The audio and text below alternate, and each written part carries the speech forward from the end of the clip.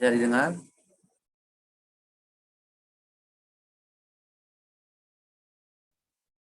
Oke. Alhamdulillahirabbil alamin.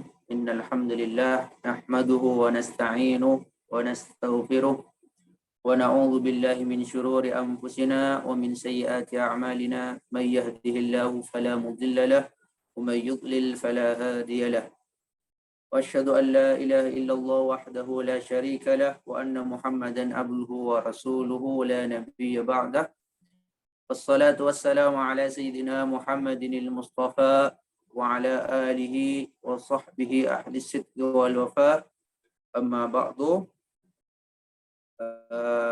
Langsung saja pada kesempatan kali ini kita akan sharing ilmu bersama komunitas milenial berhijrah, yang mana pada tema kali ini ialah jangan lelah berhijrah kawan.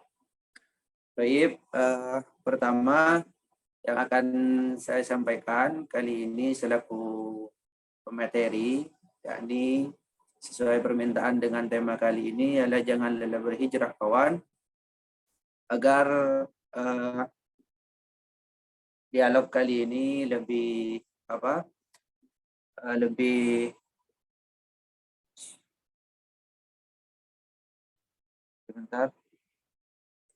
aktif. Nanti di tengah-tengah dialog nanti bisa saling sharing ilmu, karena di sini saya juga masih sebagai seorang pelajar. Alhamdulillah, mari kita mulai pembelajaran kali ini, yakni jangan lelah berhijrah kawan. Sebelum itu saya akan sudah rangkum materi kali ini sebagaimana berikut. Yang pertama, kita harus mengetahui hijrah kita dan juga baik dari definisi, sejarah, dan dalilnya. Pertama, hijrah. Hijrah itu merupakan kalimat dari bahasa Arab yang diambil dari fi'il madhi hajarah. Hijrah itu artinya taba'ada au intaqala secara bahasa. Apa arti tersebut? Ialah berpindah ataupun meninggalkan suatu tempat, meninggalkan atau menjauh. Adapun secara istilah, intiqal min ardil kufri ila ardil Islam. Berpindah dari bumi kekufuran dan menuju bumi yang Islam. Adapun dalam kitab Ihya Ulumuddin dijelaskan secara luas, secara global, arti hijrah tersebut ialah berpindahnya seseorang dari keburukan menuju kebaikan.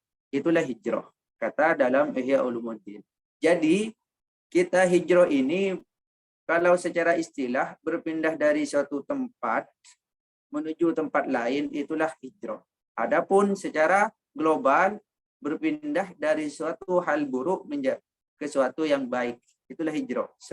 Seperti kita dulu orangnya jahat, tidak baik, sering melakukan dosa, maksiat dan lain semacamnya, lalu berpindah dari perilaku tidak terpuji tersebut, yakni pribadi kita menjadi pribadi yang lebih baik, menjadi pribadi yang lebih mulia dan berakhlakul karimah, maka itulah hijrah. Jadi seperti itu. Adapun secara definisinya. Adapun sejarah hijrah sebagaimana hijrahnya Rasulullah SAW dari kota Mekah menuju kota Madinah. Sebagaimana dalam syair, al-hijratu rihlatu hadina, amal al-islam lana dina, fasalamullahi alal hadi, wal kaunu yuraddidu amina. Artinya gimana? Al-hijratu rihlatu hadina. Hijrah itu sebuah perjalanannya penunjuk kita. Siapa tersebut? Nabi Muhammad SAW. Amal al-Islam ala nadina. Membawa kepada kita agama Islam yang merupakan agama yang benar. Inna dina indallahil Islam. Amal al-Islam ala nadina. Yakni Nabi berhijrah dari Mekah ke kota Madinah. Oleh sebab itu ada kalender Hijriyah. Sekarang 1400 berapa? tahun 1443 Hijriah dari hijrahnya Rasulullah. Jadi memang kita diharuskan untuk hijrah. Nah, dan sebagaimana dalam hadis al-muslim qala Rasulullah sallallahu alaihi wasallam al-muslim man salima al-muslimun min lisanihi wa yadihi wal muhajir man hajara ma nahallahu an. Seorang yang muslim ialah orang yang mana orang Islam yang lain, orang-orang selamat dari lisannya, dari perbuatannya, milisanihi wa yadi. Jadi, orang Islam itu memberi kedamaian, memberi ketenangan, dan agama Islam memberi ketenangan, dan agama Islam memberi kebaikan, dan orang yang Islamnya benar, dan udah berhijrah dari perbuatan buruk menuju perbuatan yang baik, maka hatinya menjadi tenang dan orang akan selamat darinya. Maksudnya orang tersebut membawa kedamaian bagi kita. Adapun wal muhajir kata Rasulullah, dan seorang yang hijrah sesungguhnya man hajara ma nahallahu an, ialah orang yang meninggalkan sesuatu yang dilarang oleh Allah Subhanahu wa taala. Itulah hijrah hakikatnya. Setelah kita mengetahui hijrah itu tersebut, maka apa balasan bagi orang yang berhijrah? Ini janji Allah dalam Al-Quran disebutkan, A'udzu billahi minasyaitonir rajim. Bismillahirrahmanirrahim. Wa may yuhajir fi sabilillah yajid fil ardi muraghaman katsiran wa sa'ah. ومن يخرج من بيته مهاجرا إلى الله ورسوله ثم يدركه الموت فقد وقع أجره على الله وكان الله غفورا رحيما. Kalau ketika saya membaca ayat ini, maka hijrah itu sebuah hal yang indah dan sebuah hal yang mana membuat diri kita akan berharap janji Allah dalam Al-Quran, dan Allah tidak pernah mengingkari janjinya. Innallaha la yukhliful mi'ad. Artinya gimana? Wa may yuhajir fi sabilillah, dan barang siapa yang hijrah di jalan Allah, ingin memperbaiki diri, ingin tobat, yang dulunya bermaksiat, yang dulunya akhlaknya tidak baik, nakal dan lain semacamnya, malas-malasan, ingin hijrah dan diniatkan kepada Allah hijrahnya. وَمَنْ يُهَاجِرْ فِي سَبِيلِ اللَّهِ يَجِدْ فِي الْأَرْضِ مُرَاغَمًا كَثِيرًا وَاسِعًا. Maka dia akan menemukan muraghaman katsiran wasi'ah, tempat yang lebih baik dan lebih banyak rezeki. Ibarat kita hijrah. Jadi kalau kita mau benar-benar hijrah, secara istilah, kita pergi dari tempat kita, dari tanah lahir kita. Semisal lahir di mana? Di Jawa Timur, pindah ke Jawa Tengah, pindah ke Jakarta. Untuk apa? Hijrah secara istilah. Maksudnya dia mencari ilmu semisal. Atau kuliah di luar negeri semisal. Ataupun dan lain semacamnya. Itulah hijrah yang secara istilah. Sebagaimana para ulama-ulama terdahulu, bagaimana mereka meraih kesuksesan, di antaranya dengan hijrah. Belajar ke guru ini, semisal Imam Syafi'i lahir di Gaza, menuntut ilmu ke Madinah, ke Imam Malik, menuju ke Mekah, dan menuntut ilmu di Kufah dan lain semacamnya. Sebagaimana ulama yang terkenal dalam hijrahnya ialah Ibnu Battutah. Dia mengelilingi dunia, fantasyiru fil ardh. Karena dunia, biar tahu bahwasanya dunia ini luas. Nah, seperti kita kuliah di luar kota kita, ataupun mondok semisal. Itulah hijrah secara istilah. Artinya berpindah dari tempat kelahiran menuju tempat yang lain di jalan Allah. Nah, tapi secara global hijrah itu secara luas berpindahnya perilaku yang buruk menuju perilaku yang baik.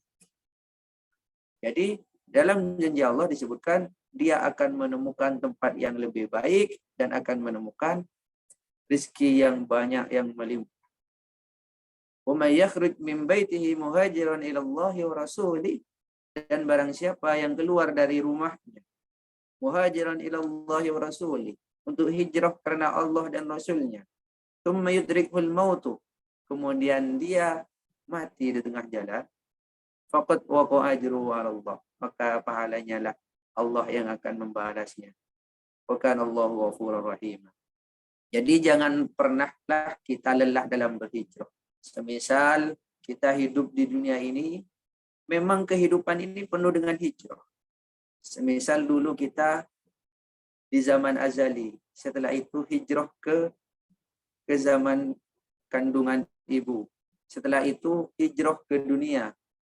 Setelah kita hidup di dunia, kita juga akan hijrah pergi dari dunia ini menuju alam barzah, di kuburan.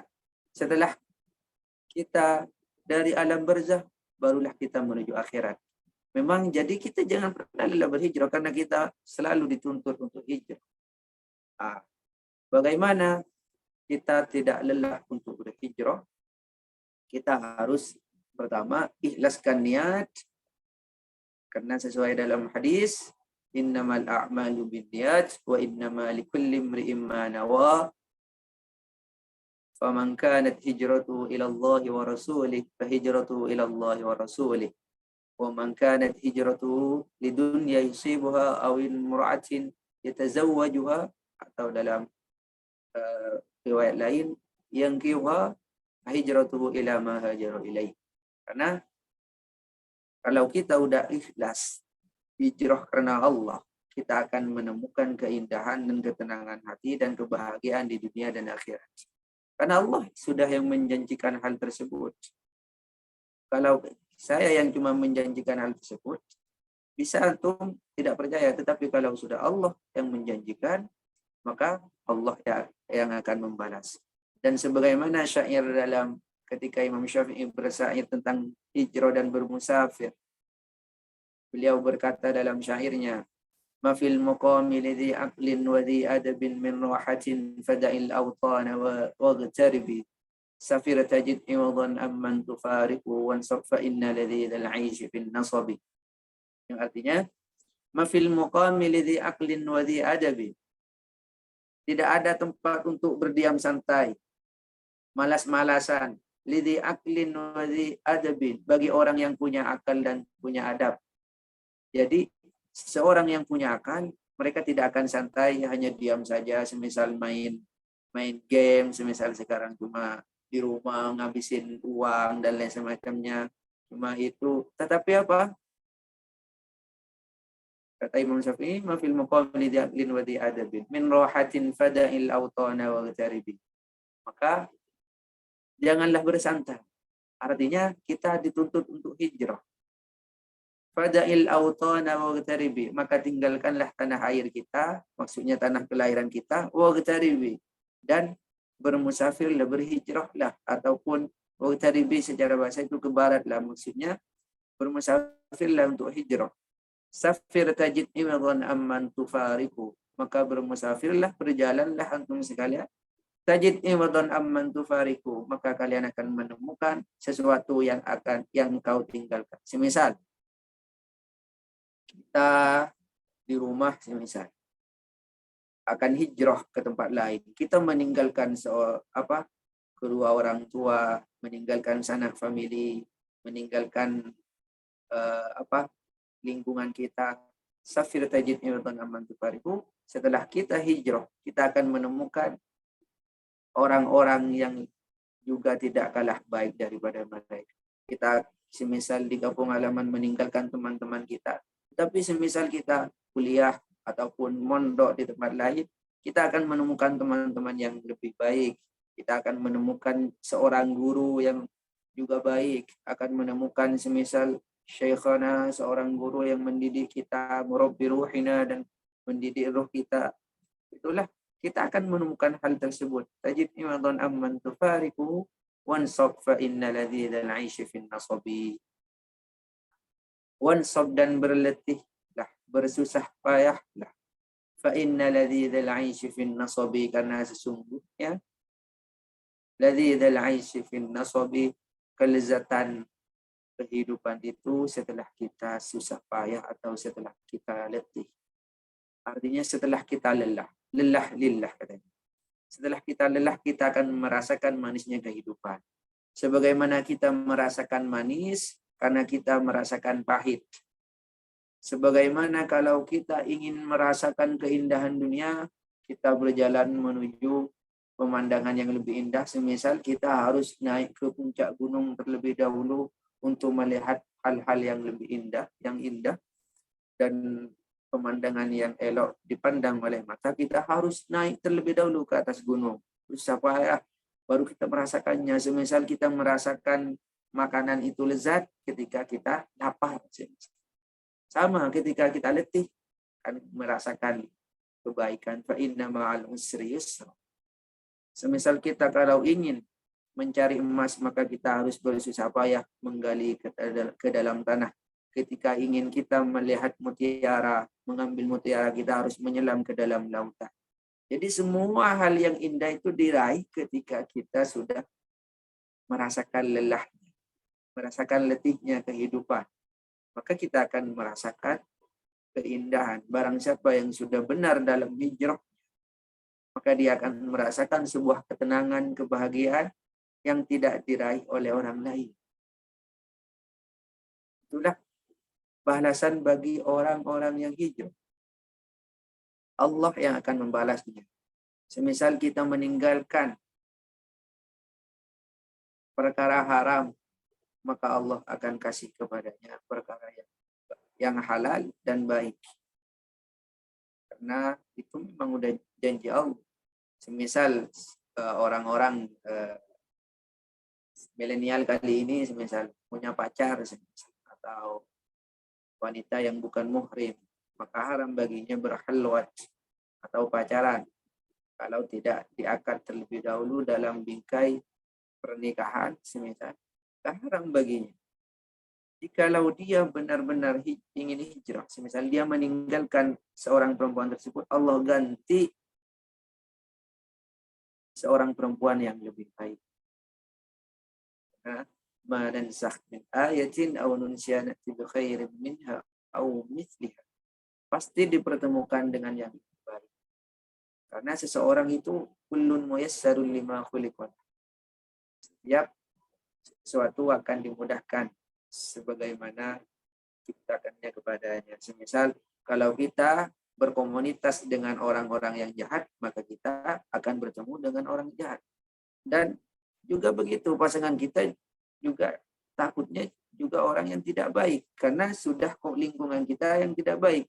Kalau lingkungan kita lingkungan yang baik, misal ke majelis taklim atau komunitas seperti ini, komunitas milenial hijrah, maka kita akan bertemu dengan kawan-kawan yang juga baik, bertemu dengan semisal bertemu nantinya bertemu dengan ikhwan akhwat yang lebih baik. Jadi seperti itu. Semuanya seperti itu. Jadi jangan lelah kita untuk selalu berhijrah, karena balasan dari Allah kepada orang yang hijrah itu Masya Allah lebih banyak. Sebagaimana walaupun kita udah berusaha untuk hijrah setiap saat dengan memperbaiki diri, dan kita mati dalam keadaan hijrah, apa balasannya? Seperti barusan, wa may yakhruj min baiti muhajiran ila Allah wa rasulihi thumma yudrikul maut faqad waqa ajruhu ke surga, maka balasannya dari Allah Subhanahu wa taala. Sebagaimana dulu pernah dikisahkan oleh Rasulullah sallallahu alaihi wasallam dalam hadisnya, disebutkan dalam kitab Riyadhus Shalihin, bagaimana Rasulullah pernah bercerita kepada para sahabatnya, qala Rasulullah, kana fi man kana qablakum, itu panjang hadisnya, kana fi man kana qablakum qatala 99 nafsan. Dulu kata Rasulullah, ada seseorang yang membunuh 99 orang. Dia orangnya jahat, dia seorang pembunuh. Tetapi dia ingin bertaubat, ingin berhijrah dari perilaku buruknya ke perilaku yang lebih baik. Dia lalu bertanya ke orang-orang, Gimana ini caranya taubat? Caranya hijrah. Lalu ditunjukkanlah dia seorang yang ahli ilmu ataupun seorang yang pintar, tetapi dia seorang rohib. Rohib itu adalah pendetanya orang Yahudi. Dan dia bertanya, ingin bertobat. Saya udah membunuh 99 orang. Hal min taubah. Apakah saya bisa bertaubat? Apa kata seorang rahib Yahudi ini? Kalau di Kristen kan pendeta. Ulamanya lah. Rahib kalau di Yahudi. Apa kata orang rahib ini? Ulamanya orang Yahudi. Dia berkata, tidak ada taubat bagimu. Sudah bunuh 99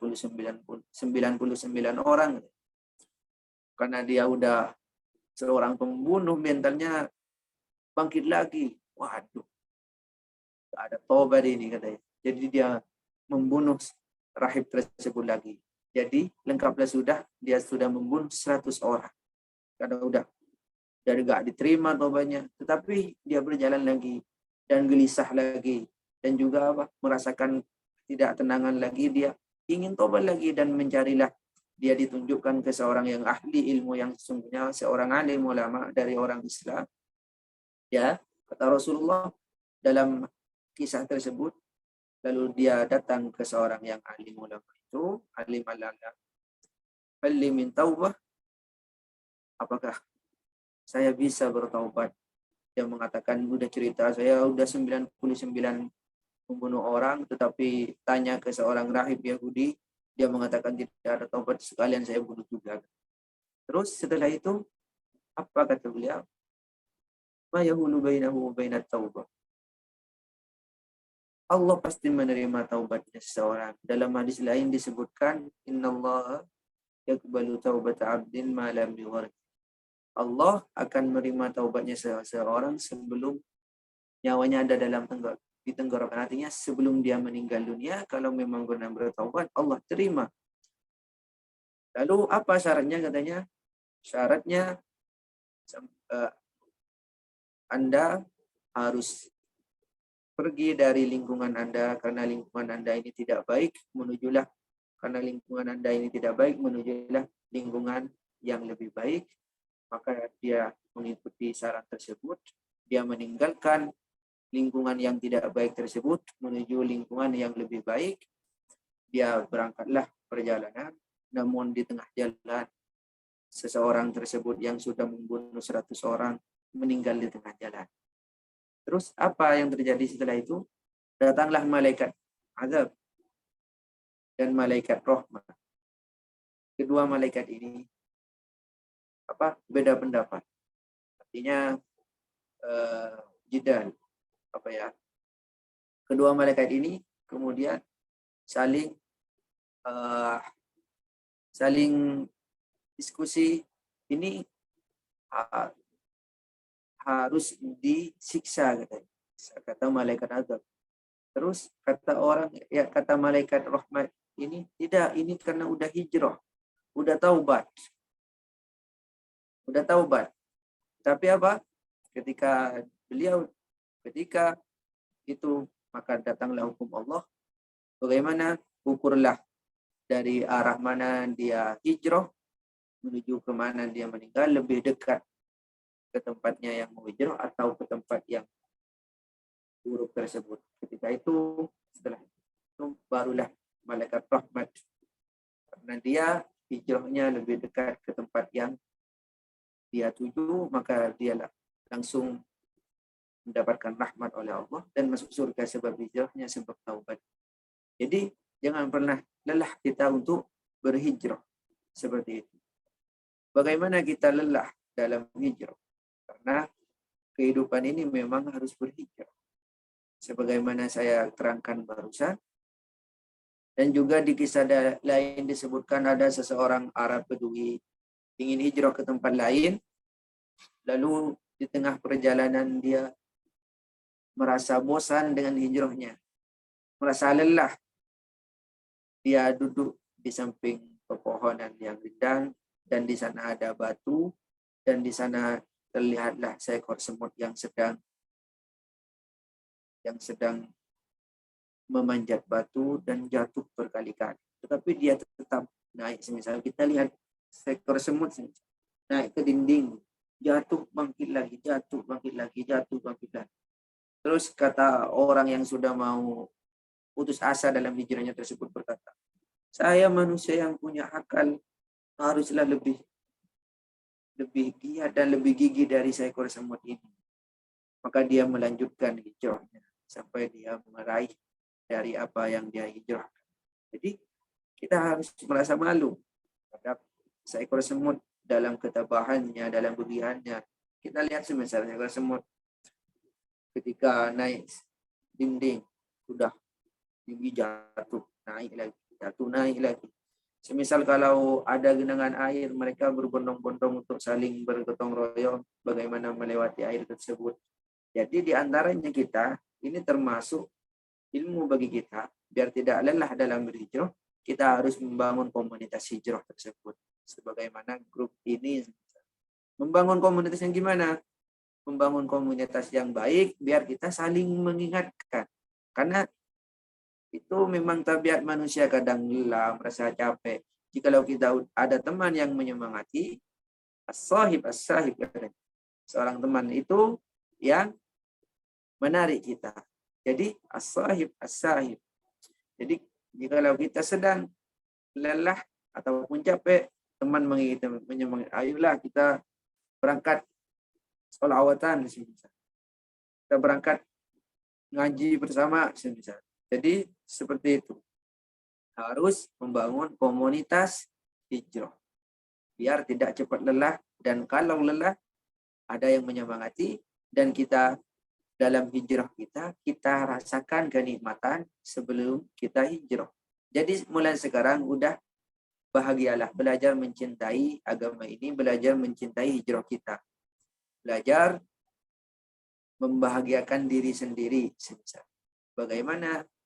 Karena ketika kita mencintai sesuatu, maka kita tidak akan pernah bosan terhadap hal tersebut, karena tidak ada kata bosan dalam kamus cinta seseorang. Jadi kita harus belajar mencintai ilmu, belajar mencintai hijrah, belajar mencintai Islam. Misal kita harus sekarang berpikir aktif dan berpikir kritis, dan juga berpikir yang lebih baik. Coba bayangkan perilaku kita sebelum kita menjadi orang yang baik. Hidup ini terasa hampa. Hidup ini mau kemana? Hidup ini terasa bosan. Tetapi ketika kita hijrah, kita akan merasakan ketenangan, merasakan kebahagiaan, merasakan kebaikan yang jauh dari sebelumnya yang tidak pernah kita rasakan. Itu di dunia saja. Apalagi nanti di akhirat balasannya adalah surga. Mala ainun ra'at wala udhunun sami'at wala khatara ala qalbi bashar. Yang tidak pernah mata memandang, tidak pernah telinga mendengar, dan tidak pernah terbesit dalam hati. Balasannya jauh lebih dari apa yang kita rasakan di dunia ini. Mungkin karena waktunya telah sampai, ini yang bisa saya sampaikan. Kurang lebihnya mohon maaf. Adanallahu wa iyyakum. Wassalamualaikum warahmatullahi taala wabarakatuh. Waalaikumsalam warahmatullahi taala wabarakatuh. Oke, Masya Allah, banyak pembahasan kita pada malam hari ini. Semoga yang menyampaikan maupun yang mendengarkan mendapatkan pahalanya dari Allah SWT. Amin ya rabbal alamin. Oke guys, kita next ke sesi yang selanjutnya, yaitu sesi Q&A. Bagi yang mau bertanya boleh langsung di kolom komentar ya guys. Yuk guys, yuk bertanya yuk.